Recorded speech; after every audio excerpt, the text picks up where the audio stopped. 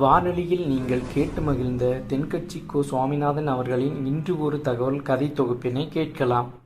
ஒரு நாள் காலை நேரம் ஒரு குரு படுக்கையை விட்டு எழுந்திருக்கிறார். உடனே சீடர்களை பார்த்து எல்லாரும் இப்படி வாங்கங்கிறார்.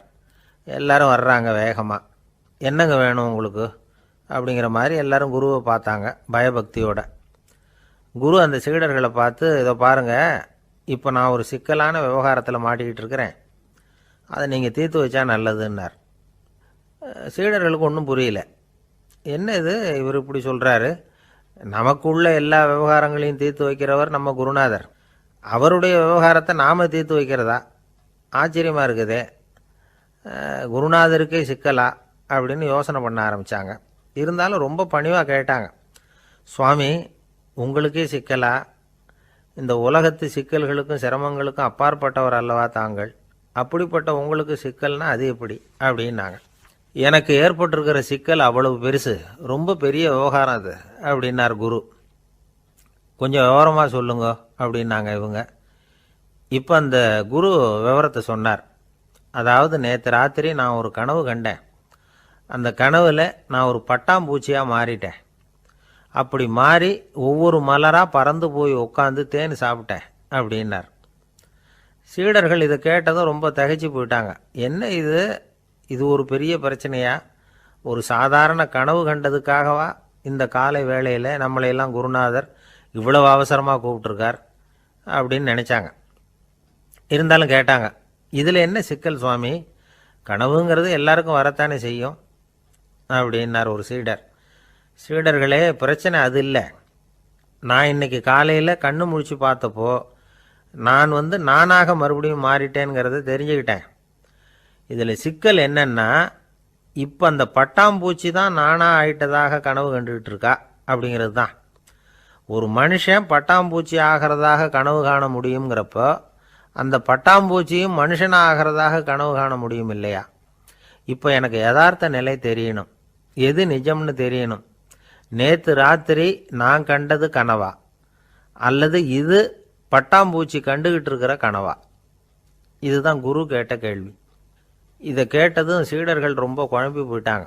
சுவாமி, இது வரைக்கும் நாங்கள் தூங்குறப்ப பார்க்கறது கனவுன்னும் மூழ்கிட்டு இருக்கிறப்ப பார்க்கறது நனவுன்னு நம்பிக்கிட்டு இருக்கிறோம். இப்போ எங்களை ரொம்ப குழப்பிட்டீங்க, இதுக்கு பதில் சொல்ல எங்களுக்கு சக்தி இல்லை அப்படின்னு சொல்லிவிட்டாங்களாம். அதுக்கப்புறம் அந்த குரு சொன்னாராம், நினைவு தான் முக்கியமான அம்சம். முடிவு கட்டம்னா பகலின் நினைவுகளை விட இரவின் கனவுகளே ரொம்ப உண்மை. ஒருத்தன் தூங்க போனால் தூங்கிக்கிட்டே இருந்தால் அவன் காணும் கனவு பொய்ங்கிறத அவன் உணர மாட்டான். ஒவ்வொரு கனவும் காணும் பொழுது அது ரொம்ப உண்மையாக தான் தெரியுது. ஒரு கனவு கூட உண்மை இல்லைன்னு கனவுல தோன்றுவதே இல்லை அப்படின்னார் குரு. அகில வாழ்வு அத்தனையும் சொற்பனம் கண்டாய் அப்படிங்கிறார் தாயுமானவர். ஆகையினால நம்ம கனவுலேருந்து நாம் என்னைக்கு முழிச்சிக்க போகிறோம் அப்படிங்கிறது தான் ஒரு முக்கியமான கேள்வி. ஒருத்தர் வந்தார், காலில் கட்டோடு வந்தார். என்னங்க காலில் கட்டுன்னு? சார், நேற்று ராத்திரி தூக்கத்தில் எங்கள் வீட்டு கூரையில் ஏணியை சாத்தி வச்சு இறங்கினப்போ வழுக்கி விழுந்து காலை உடச்சிக்கிட்டேன்னார். உங்கள் வீட்டில் தான் ஏணியே கிடையாது சார் அப்படின்னு. உண்மைதான் சார், நான் கீழே விழுந்து முழிச்சுக்கிட்டதுக்கு அப்புறம் தானே ஏணி இல்லைங்கிறது எனக்கு ஞாபகம் வந்தது அப்படின்னார். தானத்தில் சிறந்தது எது அப்படின்னு ஒரு கேள்வியை கேட்டு, தானத்தில் சிறந்தது நிதானம் அப்படின்னு அதுக்கு ஒரு பதிலும் சொல்கிறவங்க உண்டு. நிதானம் ரொம்ப அவசியம், அதுவும் இன்றைய உலகத்துக்கு ரொம்ப அவசியம். இன்றைக்கி உலகம் ரொம்ப பரபரப்பாக போய்கிட்டு இருக்குது. பொறுமையாக இருக்கணும்னு நினைக்கிறவங்களால கூட அப்படி இருக்க முடியறதில்ல. பொறுமையை சோதிக்கிறது மாதிரி பல சம்பவங்கள், அதையெல்லாம் சந்திச்சே தீர வேண்டியிருக்குது. எங்கே போனாலும் க்யூவில் நிற்க வேண்டியிருக்குது, எங்கே போனாலும் காத்துக்கிட்டு இருக்க வேண்டியிருக்கு. ஆஃபீஸ்லேயோ வீட்லேயோ கூட நீங்கள் நிதானமாக பொறுமையாக நடந்துக்க தெரியலன்னா உங்களுக்கு சிடுமூஞ்சி, முசுடு இப்படிலாம் பேர் வச்சுருவாங்க. அது உங்களுக்கு தேவையா? சரி, வாழ்க்கையில் பொறுமைசாலின்னு பேர் வாங்கிறதுக்கு என்ன வழி? முதல் பாயிண்ட், நீங்கள் நினைக்கிறது, எதிர்பார்க்கறது, செய்கிறது எல்லாமே 100% கரெக்டாக நடக்கணும்னு ஆசைப்படக்கூடாது. எதுவாக இருந்தாலும் அதில் ஓரளவுக்கு தவறு நடக்கலாம் அப்படிங்கிறத எதிர்பார்த்தே இருக்கணும். ஓரளவுக்கு அதை அனுமதிக்கணும். ஒரு நண்பரை 6 மணிக்கு ஒரு இடத்துக்கு வர சொல்லியிருக்கிறீங்க, 6 மணிக்கு அவர் வரலை, உடனே பொறுமை இழந்து நடந்துக்கக்கூடாது. ஒரு 10 நிமிஷம் டிலே ஆகலாம். ஒரு வர்ற வழியில் பஸ்ஸு கூட ஏதாவது டிராஃபிக்கில் மாட்டியிருக்கலாம். அதெல்லாம் எதிர்பார்த்தே கொஞ்சம் காத்திருக்கிறதுல ஒன்றும் தப்பு இல்லை. சில சமயம் டிலே ஆகிறது கூட நல்லதாக முடியும். ஒரு பஸ்ஸை தவற விட்டுட்டு ஐயோ கொஞ்சம் ஒரு 2 நிமிஷம் முன்னாடி வந்திருந்தா பிடிச்சிருக்கலாமே அப்படின்னு தவிச்சிக்கிட்டு இருப்பாங்க சில பேர். அடுத்தபடியாக வர்ற பஸ்ஸு நேரடியாக நீங்கள் போக வேண்டிய இடத்துக்கே கொண்டு போய் விடுற பஸ்ஸாக கூட இருக்கலாம். அது உங்களுக்கு முன்னாடி தெரியாதுல்ல. சில நெருக்கடியான சூழ்நிலைகளை தமாஷா எடுத்துக்கிறதுக்கு பழகிக்கணும். சில இடங்களுக்கு போகிறப்ப காத்திருக்கிறதுக்கு நம்ம மனசை தயார்படுத்திக்கிட்டே போகணும். ஒரு ரயிலுக்கோ பஸ்ஸுக்கோ அல்லது விமானத்துக்கோ கப்பல் பிரயாணத்துக்கோ போகிறப்போ அங்கே போய் நீங்கள் மணிக்கணக்கில் கூட காத்துக்கிட்டு தான் இருக்கணும். புறப்படுற நேரம் கூட மாறலாம். நீங்கள் போய் சேர்ந்ததும் அது உடனே புறப்படணும்னு கட்டாயமாக என்ன? அது மாதிரி சமயத்தில் படிக்கிறதுக்குன்னு சில சுவாரஸ்யமான புத்தகங்களையும் கையில் எடுத்துக்கலாம். உங்களை சுற்றி எவ்வளவோ சுவாரஸ்யமான சம்பவங்கள் நடந்துக்கிட்டு இருக்குதுல்ல, அதையெல்லாம் வேடிக்கை பாருங்கள். எதுக்காக காத்துக்கிட்டு இருக்கிறோமோ அந்த காரியத்தில் உண்மையாகவே நமக்கு ஒரு அக்கறை இருந்தால் நமக்கு போர் அடிக்காது. சில கோயில்களில் பார்த்துருப்பீங்க, தரிசனத்துக்காக பக்தர்கள் நாள் கணக்கில் காத்துக்கிட்டு இருப்பாங்க. அவங்களெலாம் அழுத்துக்கிறது இல்லை. ஆண்டவனை தரிசிக்கணுங்கிற உண்மையான அக்கறை இருக்கிறதுனால அவங்களுக்கு போர் அடிக்கிறது இல்லை. ஆனால் சில சினிமா தியேட்டரில் கூட பார்க்கலாமே, சினிமா கியூ கூட அப்படி தான். சாயந்தரம் 6 மணி ஆட்டத்துக்கு காலம்பரம் 6 மணிக்கே போய் கூட காத்துக்கிட்டு இருப்பாங்க. அவங்களுக்கெல்லாம் போர் அடிக்காது, படம் பார்க்குற ஆர்வம். இன்னொரு முக்கியமான விஷயத்தை நாம் பழக்கப்படுத்திக்கணும்.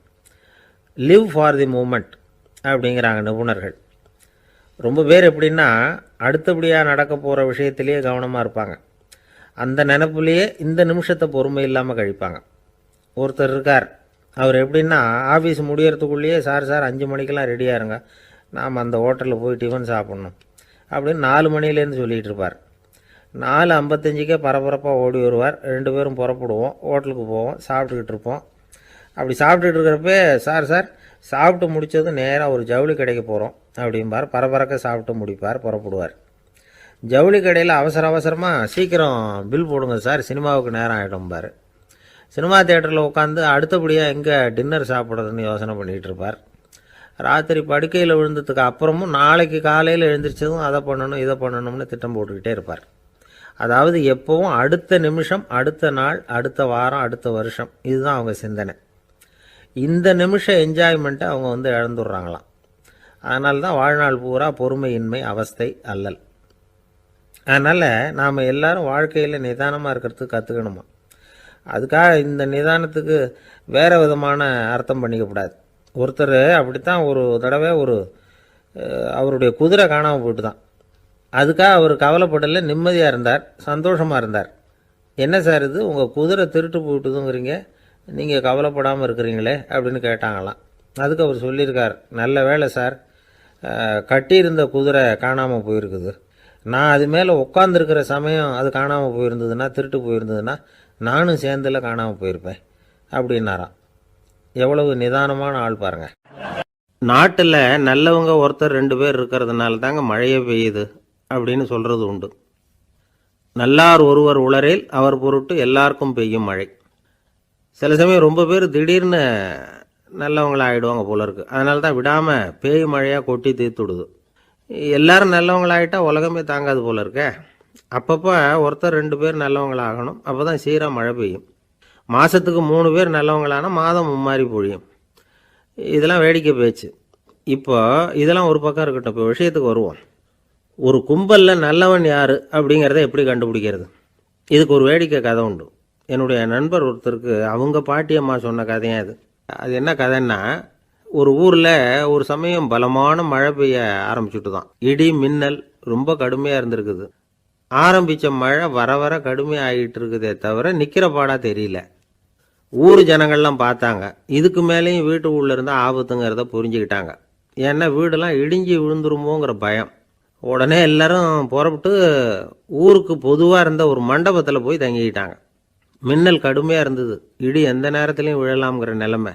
எப்போ விழலாம்னு பார்த்துக்கிட்டு இருக்குது. அந்த மண்டபத்தில் இருந்த ஜனங்கள் மனசுக்குள்ள ஒரு பயம். நம்ம கூட்டத்தில் யாராவது ஒரு கெட்டவன் பாவம் பண்ணவன் இருந்தால் கூட இடி இந்த மண்டபத்தில் விழுந்துரும், அது எல்லாருக்கும் ஆபத்து அப்படின்னு நினச்சாங்க. சரி, இதுக்கு என்ன பண்ணலாம் அப்படின்னு யோசனை பண்ணாங்க. அந்த கூட்டத்தில் ஒரு பெரியவர் இருந்தார். அவர் ஒரு யோசனை சொன்னார். இதை பாருங்க, அதுக்கு ஒரு வழி இருக்குது. அதோ எதிர்த்தாப்புல கொஞ்சம் தூரத்தில் ஒரு உயரமாக மரம் ஒன்று இருக்குது பாருங்க. பொதுவாக இடி வந்து சுலபமாக விழறது அது மாதிரி உயரமான மரத்தில் தான். நம்ம கூட்டத்தில் இருக்கிறவங்க எல்லாரும் ஒவ்வொருத்தராக போய் அந்த மரத்தை தொட்டு விட்டு திரும்பி வந்துடணும். நம்மள பாவம் பண்ணவன் யாரோ அவன் அந்த மரத்தை தொடுற சமயத்தில் இடி விழுந்துடும், அவன் மட்டும் போயிடுவான், மண்டபத்தில் இருக்கிற நாமெல்லாம் பொழைச்சிக்கலாம் அப்படின்னு ஐடியா கொடுத்தாரு அந்த பெரியவர். இது நல்ல யோசனையாக பட்டது. எல்லாரும் ஒத்துக்கிட்டாங்க. ஒவ்வொருத்தராக போய் அந்த மரத்தை தொட்டு விட்டு திரும்பி வந்தாங்க. இடி எதுவும் விழலை. இன்னமும் பாவம் பண்ண ஆசாமி அதை போய் தொடலை போல இருக்கு அப்படின்னு நினச்சிக்கிட்டாங்க. ஒவ்வொருத்தராக போகிறாங்க, எல்லாரும் போய் தொட்டு விட்டு வந்தாச்சு. இன்னும் ஒரே ஒரு ஆசாமி தான் பாக்கி. கடைசியாக இருந்த அந்த ஆள் பயந்துட்டான். இது வரைக்கும் இடி விழலைன்னா இப்போ என்ன அர்த்தம்? இப்போ நாம தான் பாக்கி, நாம தான் தப்பு பண்ண ஆள் போல இருக்கு அப்படின்னு நினச்சிட்டான். அதனால் துணிச்சலாக போய் தொடுறதுக்கு பயந்தான், தயங்கிக்கிட்டே இருந்தான். இருந்தாலும் மற்றவங்கள்லாம் சும்மா இருப்பாங்களா? கட்டாயப்படுத்தி கழுத்தை பிடிச்சி தள்ளாத குறையா அவனை தள்ளி விட்டாங்க, போய் தொட்டுட்டு வாடான்னு. அவன் நடுங்கிட்டே போய் அந்த மரத்தை தொட்டான். அதே வினாடி ஒரு பயங்கரமான மின்னல் இடி விழுந்துட்டுது. எங்கே விழுந்தது தெரியுமா? அந்த ஆள் மேலே இல்லை, மண்டபத்தில் விழுந்தது. மண்டபத்தில் இருந்தவங்க பூரா காலி.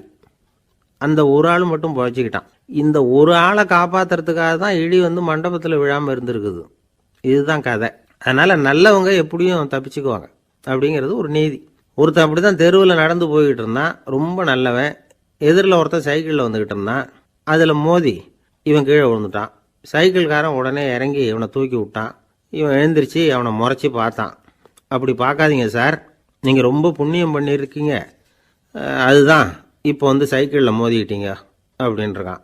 என்ன அப்படி சொல்கிறேன் நான்? இவன் 10 நிமிஷத்துக்கு முன்னாடி நான் லாரி ஓட்டிகிட்டு வந்தேன், அப்போ நீங்கள் எதிரில் வந்திருந்தீங்கன்னா என்ன ஆயிருக்கும் அப்படின்னானா அவன். எனக்கு அதிர்ஷ்டமே இல்லை சார் அப்படின்னார் ஒருத்தர். ஏன் அப்படி சொல்கிறீங்கன்னு கேட்டோம். வியாபாரம் பண்ணலாம்னு ஒரு கடை வச்சேன், வேண்டிய போட்டவங்க கூட என் கடையில் வந்து எதுவும் வாங்க மாட்டேங்கிறான், எல்லாரும் அடுத்த கடைக்கு தான் போகிறான் அப்படின்னு சொல்லி ரொம்ப அழுத்துக்கிட்டார். இதுக்கு போய் அதிர்ஷ்டம் இல்லைன்னு சொல்லாதீங்க, வாடிக்கையாளர்களை வந்து கவர்றது எப்படிங்கிறது உங்களுக்கு தெரியல, அதுதான் குறை அப்படின்னும். சார் உங்களுக்கு தெரிஞ்சால் அந்த ரகசியத்தை எனக்கும் கொஞ்சம் சொல்லி கொடுங்களேன் அப்படின்னார். சரி உங்கள் காதை இப்படி கொடுங்க அப்படின்னு சொல்லி அது சம்பந்தமாக பெரிய வல்லுநர்கள் சொல்லியிருக்கிற கருத்துக்களை அவர்கிட்ட சொல்ல ஆரம்பித்தோம். அதாவது இந்த வாடிக்கையாளர்களை கவர்றதுக்கு வல்லுநர்கள் பல ஆலோசனைகளை ஏற்கனவே சொல்லி வச்சுருக்கிறாங்க. அது சம்பந்தமாக அனுபவப்பட்டவங்க, அதை தெரிஞ்சு வச்சுக்கணும். அதாவது கடை வச்சுருக்கிறவங்க எல்லாரும் இதை கொஞ்சம் காதில் வாங்கி வச்சுக்கணும். எதை இப்போ சொல்ல போகிறத. எப்பவும் பணத்தை சம்பாதிக்கிறதுலையே குறியாக இருக்கக்கூடாதான். அதை விட முக்கியமாக நீங்கள் சம்பாதிக்க வேண்டியது வாடிக்கையாளர்களுடைய மன நிறைவு. வர்றவங்க திருப்தியோடு போகணும், அது முக்கியம். அதில் கவனமாக இருக்கணும். கடைக்கு வர்ற ஒருத்தர் ஏதாவது ஒரு குறை சொல்கிறாருன்னு வச்சுக்கோங்க, அதை வந்து அலட்சியப்படுத்தக்கூடாது. ரொம்ப அக்கறையோடு அதை காது கொடுத்து கேட்கணும். அப்படியா சார், அதை நான் அவசியம் கவனிக்கிறேன் அப்படின்னு சொல்லணும். ஒருத்தர் வரார், சார் நேற்றுக்கு உங்கள் கடையில் இதை நான் வாங்கிட்டு போனேன், வீட்டில் இது வேணான்னு சொல்லிவிட்டாங்க, திருப்பி கொடுக்கறதுக்காக தான் வந்திருக்கிறேன் அப்படின்னு சொல்லி திருப்பி கொடுக்குறார். உடனே நீங்கள் வந்து முகம் சுளிக்கக்கூடாது, எரிச்சல் படக்கூடாது. வழக்கம் போல் நிதானமாக முகம் அலர்ச்சியோடு அதை திருப்பி வாங்கிக்கணும். இவ்வளவு ரூபாய்க்கு சாமான் வாங்கினா இந்த ஸ்பூன் அன்பளிப்பு, இப்படி ஏதாவது கொடுக்கலாம். பண்டிகை காலங்கள்லேயும் பொருள்கள் வாங்குறவங்களுக்கு இப்படி ஏதாவது பொருத்தமாக ஒரு அன்பளிப்பு கொடுக்கலாம். நீங்கள் கொடுக்கறது ஒரு சர்வசாதாரணமான பொருளாக இருந்தால் கூட அது வாங்குற ஒரு மனசில் ஒரு மகிழ்ச்சியை ஏற்படுத்தும். எதுவும் உங்களால் கொடுக்க முடியலன்னா உங்கள் முகம் நிறைஞ்ச சிரிப்பையாவது கொடுங்க, அது போதும். உங்கள் கடையில் இல்லாத ஒரு பொருளை வாடிக்கையாளர் வந்து கேட்குறார், உடனே இல்லைன்னு முகத்தில் அடித்தது மாதிரி சொல்லிடக்கூடாது. கொஞ்சம் உட்காருங்க சார் அப்படின்னு சொல்லி உங்கள் பணியாளர் யாரையாவது அனுப்பி வெளியிலேருந்து வாங்கிட்டு வர சொல்லி அவர்கிட்ட கொடுக்கலாம். சில பேர் உங்கள் கடைக்கு வரும்பொழுது அவங்க வீட்டு குழந்தைகளையும் கூப்பிட்டுக்கிட்டு வர்றாங்கன்னு வைங்க. நீங்கள் என்ன செய்யணும்னா அந்த குழந்தைகளை முதல்ல கவனிக்கணும். அது கண்ணத்தை கிள்ளணும், அதுக்கிட்ட விளையாடணும், அதுக்கு ஏதாவது மிட்டாய் பிஸ்கட் எதையாவது கொடுத்து அது கவனத்தை கவரணும். அதுக்கப்புறம் பெரியவங்களை கவனிக்கலாம். உங்கள் கடையில் வேலை செய்கிற பணியாளர்கள் சுத்தமாக இருக்கணும், சிரித்த முகம், சுறுசுறுப்பு, இது ரெண்டும் அவங்களுக்கு தேவை. அழுது வடிஞ்சிக்கிட்டு இருக்கக்கூடாது. அப்புறம் இன்னொரு விஷயம், அதிகமாக பொருள் வாங்குற ஒருத்தர்கிட்ட அதிக மரியாதையாகவும் குறைச்சலாக பொருள் வாங்குறவர்கிட்ட வேற விதமாகவும் நடந்துக்கக்கூடாது. எல்லாருக்கிட்டையும் சமமாக நடந்துக்கணும். 5 ரூபாய்க்கு வாங்கினாலும் சரி, 500 ரூபாய்க்கு வாங்கினாலும் சரி, அவங்கக்கிட்ட நீங்கள் காட்டுற மரியாதையில் வித்தியாசம் இருக்கக்கூடாது. எல்லாத்துக்கும் மேலே உங்கள் கடையில் ஒரு பொருள் வாங்கினா அது உண்மையானதாக இருக்கும், தரமுள்ளதாக இருக்கும் அப்படிங்கிற நினைப்பு ஜனங்களுக்கு வரணும். அதனால் தரமான பொருளையே நீங்கள் உங்கள் கடையில் வச்சுருக்கணும். இது வரைக்கும் நான் சொன்னதையெல்லாம் கவனத்தில் வச்சுக்கிட்டு நீங்கள் கடையை ஆரம்பிச்சிங்கன்னா வியாபாரம் பிச்சுக்கிட்டு போகும். அப்படி போகலன்னா அதுக்கப்புறம் கேளுங்க. ஏன்னா இந்த யோசனைகள்லாம் அனுபவப்பட்டவங்க சொல்லியிருக்கிற யோசனைகள். இந்த யோசனைகளில் நீங்கள் எச்சரிக்கையாக இருக்க வேண்டிய ஒரு விஷயம் உண்டு. அது என்னங்கிறதையும் தெரிஞ்சு வச்சுக்கிறது நல்லது. என்னுடைய நண்பர் ஒருத்தர் வந்தார். சார், உங்கள் யோசனையை கேட்டதுனால நான் ஒரு அறை வாங்கினது தான் மிச்சம்னார். என்ன ஆச்சுன்னு கேட்டேன். எங்கள் கடைக்கு ஒரு பெரிய அம்மா குழந்தைய தூக்கிட்டு வந்தாங்க சார். உங்கள் யோசனைப்படி அந்த குழந்தையோட கன்னத்தை கிள்ளணும்னு முயற்சி பண்ணினேன். திடீர்னு அந்த நேரம் பார்த்து அந்த குழந்தை தலையை குனிஞ்சிக்கிட்டுது. என் கை குழந்தையோட கன்னத்துக்கு பதிலாக அது தூக்கிட்டு வந்தவங்க கன்னத்தை கிள்ளிவிட்டுது. அதுதான் இப்படி ஆயிட்டுது அப்படின்னார் கன்னத்தை தடவிக்கிட்டே. கப்பல் கடலில் போய்கிட்டு இருக்கு. புயல், சூறாவளி, அலையெல்லாம் பெருசு பெருசாக ரொம்ப உயரமாக உண்டாகுது. கடுமையான காற்றிலேயும் வேகமான அலைகள்லேயும் சிக்கி அந்த கப்பல் தடுமாறுது. திசை மாறி போச்சு. எந்த பக்கம் போயிட்டு இருக்கிறோம்னே தெரியல. அந்த கப்பலை செலுத்திக்கிட்டு இருந்த மாலுமி ரொம்ப சாமர்த்தியமாக செயல்பட்டார். தன்னுடைய அறிவாற்றலையும் திறமையையும் முழுமையாக பயன்படுத்தினார். அந்த கப்பலை கட்டுப்படுத்தினார். மெதுவாக அந்த சூறாவளியிலிருந்து கப்பலை காப்பாற்றி கரைக்கு கொண்டுட்டு வந்து சேர்த்துட்டார். மாலுமின்னு ஒருத்தர் இருந்ததுனால அந்த மரக்கலம் காப்பாற்றப்பட்டது. மாலுமின்னு ஒருத்தர் இல்லைன்னு வச்சுக்கோங்க, அந்த கப்பலோட கதி என்னவாயிருக்கும் யோசிச்சு பாருங்க. ஒரு கோபக்காரனுடைய நிலைமையும் அப்படித்தானா. கோபக்காரன்கிறவன் ஒரு மாலுமி இல்லாத மரக்கலம் அப்படிங்கிறார் நபிகள் நாயகம். கொந்தளிக்கிற கடல்ல கொடுமையான அலைகளின் உச்சியில அல்லல் படுகிற மரக்கலத்தை விட மோசமானது கோபக்காரனின் நிலைமை அப்படிங்கிறது அவருடைய கருத்து. அது மாதிரி இதுன்னு சொல்லல, அதை விட மோசம் இது அப்படிங்கிறார். ஏன் தெரியுமா? ஒரு கப்பல் கடல்ல தடுமாறினா அதை சரிப்படுத்த மாலுமி இருக்கிறார். அவர் தன்னுடைய சாமர்த்தியத்தினால அதை கட்டுப்படுத்தி சரியான வழிக்கு கொண்டுட்டு வந்துருவார். ஆனா கோபக்காரனுடைய நிலைமை அப்படி இல்லை அப்படிங்கிறார் நபிகள் நாயகம். மனித மனம் ஒரு மரக்கலம், அறிவு அதில் இருக்கிற மாலுமி. மாலுமி மரக்கலத்தை செலுத்துறான், அவனுக்கு கட்டுப்பட்டு அது ஓடுது. ஆனா கோபக்காரன்கிற மனுஷங்கிட்ட அறிவுங்கிற மாலுமி சரியா வேலை செய்ய மாட்டான். ஏன்னா கோபம் அந்த மாலுமியின் கண்களை அவிச்சிரும், காதுகளை கேட்காம பண்ணிவிடும். கண்ணையும் காதையும் மூடிவிட்டு கப்பலை ஓட்டுனா எப்படி ஓட்டுறது? அதனால கோபக்காரன் மாலுமி இல்லாத மரக்கலம். இடி மின்னல்ல மாட்டிக்கிட்டு கஷ்டப்படுற கப்பல் மாதிரி கஷ்டப்படுறான். பெரியவங்கள்லாம் என்ன சொல்றாங்க? உனக்கு கெடுதல் பண்ணவனுக்கும் நீ நன்மையே செய், எவருடைய விருப்பு வெறுப்பையும் பொருட்படுத்தாதே. பரம எதிரிக்கும் நீ நன்மை செய்ய ஆரம்பிச்சா உன்னுடைய தூய நிலையை பார்த்துட்டு அவனும் உனக்கு நெருக்கமான நண்பனா ஆயிடுவான். இதுதான் பெரியவங்க நமக்கு சொல்லி இருக்கிறது. புனித குரான் சொல்றது என்ன? தீமையை நன்மையை கொண்டே நீர் தடுத்து கொள்ளும் அப்படின்னு சொல்லப்பட்டிருக்கு. அதுல இன்னா செய்தாரை ஒருத்தல் அவர் நாண நன்னயம் செய்து விடல் அப்படிங்கிறார் திருவள்ளுவர். செல்வந்தர் ஒருத்தர்கிட்ட ஒரு சிறுவன் ஆடு மேய்ச்சிக்கிட்டு இருந்தானா.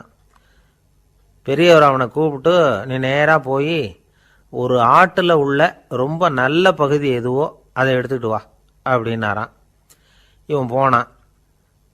ஒரு ஆட்டு உடம்புல இருந்த நாக்கு, இருதயம், இது ரெண்டையும் எடுத்துக்கிட்டு கொடுத்தானா. பெரியவர் வாங்கி பார்த்தார். அதுக்கப்புறம் இப்ப நீ போய் இன்னொரு ஆட்டுல இருக்கிற ரொம்ப கெட்ட பகுதி எதுவோ அதை எடுத்துட்டு வா அப்படின்னாராம். இவன் போய் எடுத்துட்டு வந்தான். அவன் கையில் இருந்தது மறுபடியும் அதே மாதிரி நாக்கு, இருதயம், இது ரெண்டும் தான். என்னது இப்பவும் அதையே கொண்டுட்டு வந்திருக்கிற அப்படின்னாராம் பெரியவர். இவன் சொன்னானா, ஒரு உடம்புல உள்ள ரொம்ப நல்ல பொருளும் இதுதான், ரொம்ப கெட்ட பொருளும் இதுதான் அப்படின்னானா. இளம் வயசுல இப்படி பதில் சொன்னவர் தான் பேரறிஞர் லுக்மானுல் ஹக்கீம் அவர்கள். கோபப்படாம இருந்தா இது ரெண்டும் நல்லா வேலை செய்யும், கோபப்பட்டா இது ரெண்டும் மோசமா வேலை செய்யும். அதை புரிஞ்சுக்கிறதுக்காகத்தான் இன்னைக்கு இந்த தகவல். கோபம் வந்துட்டா நாம என்ன செய்யறோங்கிறது நமக்கே தெரியாது. ஒருத்தர் டாக்டர் கிட்ட போனார் அவசரமா. டாக்டர், எனக்கு இப்ப கடுமையான கோப வெறி, எனக்கு கண்ணு மண்ணு ஒன்றும் புரியல, உடனடியாக அதை கட்டுப்படுத்தணும், உடனே இதுக்கு ஏதாவது ஒரு மாத்திரை கொடுங்க ப்ளீஸ் அப்படின்னார். அந்த டாக்டரும் உடனே ஒரு மாத்திரையை கொடுத்து, இதை உடனே போடுங்க, நான் தண்ணி கொண்டுட்டு வரேன்னு உள்ள போனார். தண்ணியோடு திரும்பி வந்தார். இவர் சொன்னார், டாக்டர், நீங்கள் கொடுத்த மாத்திரை ரொம்ப பெருசாக இருந்தது, இருந்தாலும் கஷ்டப்பட்டு முழுங்கிட்டேன்னார். டாக்டர் சந்தேகத்தோட மேசையை பார்க்குறார். பார்த்தா மாத்திரை அங்கேயே இருக்குது, பேப்பர் வெயிட்டை காணல. சில பேர் ஆளை பார்த்தா 60 வயசு மாதிரி தோணும், உண்மையான வயசு என்னன்னு பார்த்தா 40 அல்லது 45 சில பேரை பார்க்கறதுக்கு 45 மாதிரி தெரியும், உண்மையிலேயே 65 தாண்டி இருப்பாங்க. ஒரு மனிதனுக்கு 2 வகையான வயது உண்டுங்கிறார் ஓஷோ. அதாவது உடம்புக்குன்னு ஒரு வயசு, மனசுக்குன்னு ஒரு வயசு. முதல் உலக மகாயுத்தம் நடந்தது இல்லையா, அது முடிஞ்சதுக்கு அப்புறம் முதல் தடவையாக மனிதனின் மூளை வளர்ச்சியை பற்றி மனநல வைத்தியர்கள் ஒரு கணக்கெடுப்பு சோதனை நடத்தினாங்களாம். அது வரைக்கும் மனிதனுக்கு 2 வகையான வயது உண்டுன்னு யாரும் சிந்திச்சதே இல்லையா. அந்த உலக மகாயுத்தம் முடிஞ்சதுக்கு அப்புறம் மனிதனுடைய சராசரி மனதின் வயதை கணக்கிட்டு பார்க்கும் பொழுது அவங்களுக்கெல்லாம் ரொம்ப அதிர்ச்சியாக இருந்துதான். ஏன்னா அது ரொம்ப பின்தங்கிய நிலையில் இருந்திருக்கு, வளர்ச்சி அடையாத நிலையில் இருந்திருக்கு. அவங்க கண்டுபிடிச்ச பிரகாரம் அப்போ மனசோட சராசரி வயசு என்ன தெரியுமா, 14. அப்படின்னா பார்த்துங்க, உடல் ரீதியாக ஒருத்தரோட வயசு 70 கூட இருக்கலாம், ஆனால் மனசோட வயசு 14 தான். இதுக்கு நேர்மாறாக அமைஞ்சு போச்சுன்னு வச்சுங்க. அதாவது ஒருத்தருக்கு உண்மையிலேயே 14 வயசு, அதாவது உடலோட வயசு 14, அவரோட மனசின் வயசு 70ன்னு வச்சுக்கோங்க. இப்படி அமைஞ்சுட்டுதுன்னா அவர் சீக்கிரம் ஞானத்தன்மை அடைஞ்சிருவார் அப்படின்னு அர்த்தம். இப்போ நமக்கெல்லாம் உடம்போட வயசு மனசோட வயசு ரெண்டும் ஒன்றா இருந்துட்டா அதுவே போதும், அதுவே பெரிய விஷயம். இப்போ எமர்சன் கிட்ட போய் ஒருத்தர் கேட்டாராம், உங்கள் வயசு என்ன அப்படின்னு. அவர் உடனே பதில் சொல்லியிருக்கார், 360 வருஷம் அப்படின்னாராம். கேட்டவர் குழம்பி போயிட்டார். அவர் என்ன சொல்கிறாரு, 360 வயசா? என்ன நம்ம காதில் தான் சரியாக விழலையா? எமர்சன் எப்பவும் உண்மையை பேசுகிற ஒரு சிறந்த அறிவாளி, அவர் இப்படிலாம் பொய் சொல்ல மாட்டாரே அப்படின்னு ஒரு யோசனை பண்ணிக்கிட்டே இவர் மறுபடியும் அவர் கிட்ட போனாராம். ஐயா, நீங்கள் சொன்னது சரியாக என் காதில் விழலை, அதனால் மறுபடியும் கேட்குறேன், உங்கள் வயசு என்ன அப்படின்னாராம்.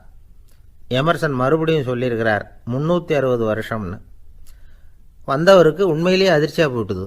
அதுக்கப்புறம் மெதுவாக ஆரம்பித்தாராம், ஐயா நீங்கள் சொல்கிறத என்னால் ஏற்றுக்க முடியாது, எப்படி பார்த்தாலும் இப்போ உங்களுக்கு வயசு ஒரு 60க்கு மேலே இருக்காதுன்னு நினைக்கிறேன் அப்படின்னாராம். நீங்கள் சொல்கிறது சரிதான், அது என் உடம்போட வயசுன்னாராம் எமர்சன். அப்படின்னா ஏற்கனவே நீங்கள் சொன்னது அப்படின்னு கேட்டிருக்கார், அது என் மனசோட வயசு அப்படின்னாராம். நம்மளை பொறுத்த வரைக்கும் அறிவு தூசு படிஞ்சிருக்கு, அது மாதிரியே அன்பும் மாசுபட்டிருக்கு. இது ரெண்டையும் சுத்தம் பண்ண வேண்டியிருக்குது, அப்போ தான் நாம் சரியான வயசில் வாழ முடியும். ஒரு ஆசாமி இருக்கிறார், அவருக்கு உடம்போட வயசு அதிகம், மனசோட வயசு ரொம்ப குறைச்சல், குழந்த மாதிரி. அவர் ஒரு ஆஸ்பத்திரியில் படுத்திருக்கிறார். நர்ஸம்மா எல்லாருக்கும் மருந்து கொடுத்துட்டு போகிறாங்க. கொஞ்ச நேரம் கழித்து திரும்பி வந்தாங்க. அப்போ இவர் அந்த அம்மாவை கூப்பிட்டு சொல்கிறார், இதை பாருங்கள் சிஸ்டர், நீங்கள் எல்லாருக்கும் சின்ன சின்ன மாத்திரையாக கொடுத்துட்டு எனக்கு மட்டும் நீளமான மாத்திரையாக கொடுத்துட்டீங்க, முழுங்கிறதுக்கு ரொம்ப கஷ்டமாக போச்சு, இனிமேல் எனக்கும் சின்ன மாத்திரையாக கொடுங்க சிஸ்டர் அப்படின்னாராம். அந்த அம்மா உடனே அதிர்ச்சியாகி தலையில் அடிச்சுக்கிட்டாங்களாம். நான் கஷ்டப்பட்டு மாத்திரையை முழுங்கினத்துக்கு நீங்கள் ஏமா தலையில் தட்டிக்கிறீங்க அப்படின்னு கேட்டிருக்காரு இவர். இதுக்கு அவங்க சொல்லியிருக்கிறாங்க, நான் உங்களுக்கு கொடுத்துட்டு போனது மாத்திரை இல்லைங்க, அது தெர்மாமீட்டர் அப்படின்னாங்களாம். ஒரு நண்பர் சினிமா படம் தயாரிக்கிறவர், அவர்கிட்ட ஒரு நாள் பேசிக்கிட்டு இருந்தேன். அது எப்படி சார், நீங்கள் எடுக்கிற எந்த படமும் கையை கடிக்காத அளவுக்கு எடுத்துடுறீங்களே, அது எப்படின்னு கேட்டேன். அது ஒன்றும் பெரிய விஷயம் இல்லை சார், பெண்களுக்குன்னு சில உருக்கமான காட்சிகள், இளைஞர்களுக்குன்னு சில நடனங்கள், அடிதடி காட்சிகள், அப்புறம் வயசானவங்களுக்குன்னு சில ஆன்மீக காட்சிகள், சின்ன பிள்ளைங்களுக்கு சிரிப்பு, இப்படி எல்லாமும் சேர்த்து நான் படம் எடுக்கிறேன், மசாலா படம்னு பேர். இது ரொம்ப பெருசாக இல்லைன்னாலும் ஓரளவுக்கு சுமாராக ஓடிடும், கையை கடிக்காது அப்படின்னார். இது ஒரு உத்தி. சில பத்திரிகை ஆசிரியர்களும் இந்த உத்தியை கையாளுறது உண்டு. இந்த உத்திக்கு பார்னம் உத்தி அப்படின்னு பேர், பார்னம் எஃபெக்ட் அப்படின்னு சொல்லுவாங்க. அதாவது ஃபீனியஸ் டி பார்னம் அப்படின்னு ஒருத்தர் அமெரிக்காவில் இருந்தாராம். அதாவது 19ஆம் நூற்றாண்டில் அமெரிக்காவில் கொடிகட்டி பறந்த ஒரு சர்க்கஸ் நிறுவனத்தின் அதிபர் அவர். இந்த உலகத்தில் ஒவ்வொரு நிமிஷமும் ஒரு ஏமாளி பறந்துக்கிட்டே இருக்கிறான் அப்படிங்கிறது அவருடைய சித்தாந்தம். ஒவ்வொருத்தரையும் திருப்திப்படுத்துகிற அளவுக்கு அம்சங்களை கொஞ்சம் கொஞ்சமாக கலந்து கேளிக்கை நிகழ்ச்சிகளை நடத்தினது தான் அவருடைய மகத்தான வெற்றிக்கு காரணம். அதனால் அந்த உத்தியை யார் கடைப்பிடிச்சாலும் சரி, அதுக்கு பார்னம் உத்தி அப்படின்னு பேர் வந்துட்டுது. ஜோசியம் சொல்கிறவங்களுக்கும் இந்த உத்தி தான் கை கொடுக்குது. ஒரு விஷயத்தை ஒருத்தருடைய கோள் நிலைகள் அல்லது கையெழுத்து நிரூபிக்கிறதாக அவர்கிட்ட சொன்னால் அதை அவர் நம்பிவிடுவார். ஆனால் அந்த விஷயம் நல்லதாக இருக்கணும், நேர்மையானதாக இருக்கணும், அதாவது பாசிட்டிவாக இருக்கணும். 8ஆம் இடத்துல குரு, 9ஆம் இடத்துல சனி, நீங்கள் ஒரு பெரிய மேதை தான் அப்படின்னு சொல்லுவாங்க. கேட்குறவங்களுக்கு அதை மறுக்கிறதுக்கு மனசு வராது. அப்படி சொல்லும் பொழுது கூடவே என்ன கொஞ்சம் முன்கோபம் அதிகமாக இருக்கும், இருந்தாலும் அது உடனே மறைஞ்சிரும் அப்படின்னு சில அற்ப விஷயங்களையும் சொன்னாலும் அதையும் சரிதான்னு சொல்லி ஒத்துக்குவாங்க. ஆளுமையை எடை போடுகிற ஒரு நிறுவப்பட்ட உத்தியின் மூலமாக தன்னுடைய குணாதிசயங்கள் கண்டுபிடிக்கப்பட்டதாக அவர் நம்புறது தான் இதுக்கு காரணம். இந்த மாதம் பணத்தட்டுப்பாடு கொஞ்சம் இருக்கும், உடம்புல ஏதாவது கொஞ்சம் அசௌகரியம் இருக்கும், வீட்டுக்குள்ளே லேசாக மனஸ்தாபம் வரலாம், இது மாதிரி பொதுப்படையாக சிலதை சொன்னாலே போதும், மக்களை நம்ப வச்சுடலாம். இதெல்லாம் நமக்கு மட்டும்தான் ஏற்படுது அப்படின்னு சொல்லி அவங்க நினைக்கிறது தான் காரணம். இதுதான் பாரணம் உத்திங்கிறது.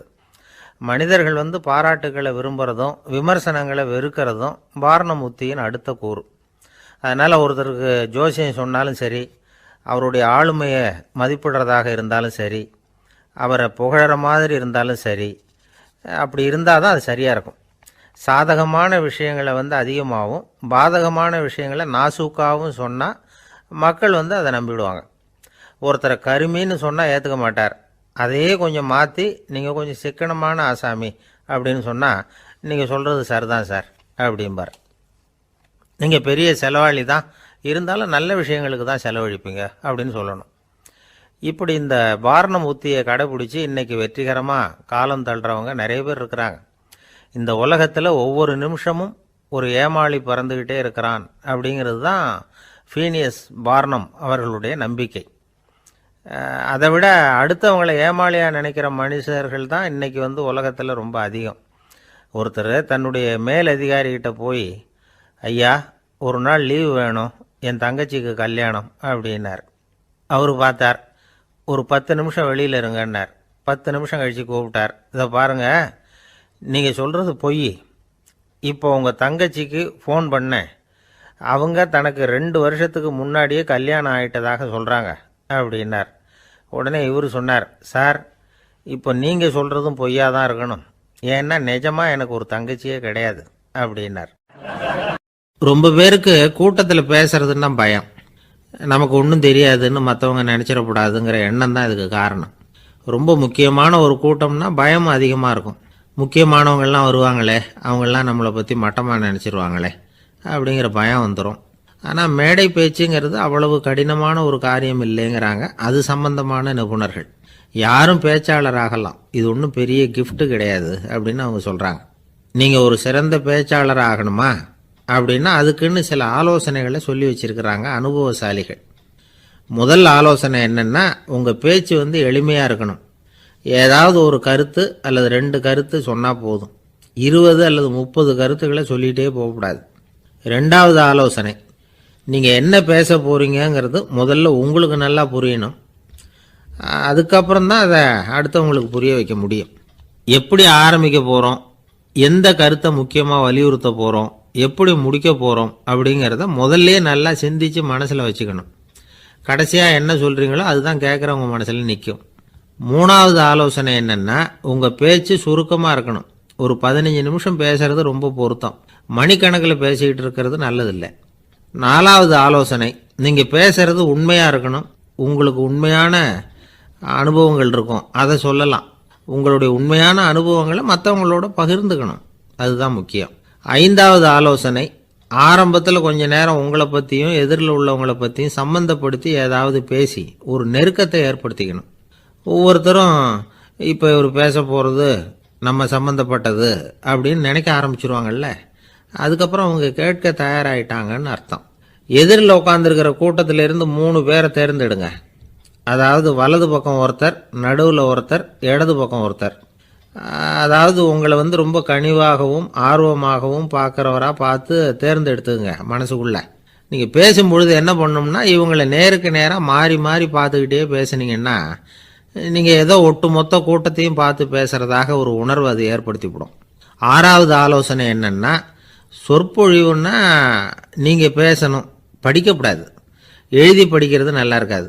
குறிப்புகள் வேணும்னா வச்சுக்கலாம், படிக்கிறது பேப்பர்லேருந்து வர்றது மாதிரி இருக்கும், பேசுறது இதயத்திலேருந்து வர்றது மாதிரி இருக்கும்.